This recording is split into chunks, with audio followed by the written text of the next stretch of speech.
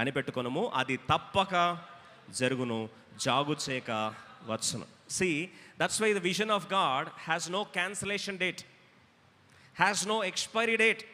It has got only one thing, that is appointed date. Pharaohs cannot stop it, famine cannot stop it, Potiphars cannot stop it, failures cannot stop it, చివరికి forgetfulness also cannot stop it. ఏది కూడా దేవుని దర్శనం ఆపే ప్రసక్తి లేదు. నా పిలిచేవాడు నమ్మదగినవాడు కనుక అలాగూ దాన్ని జరిగిస్తాడు.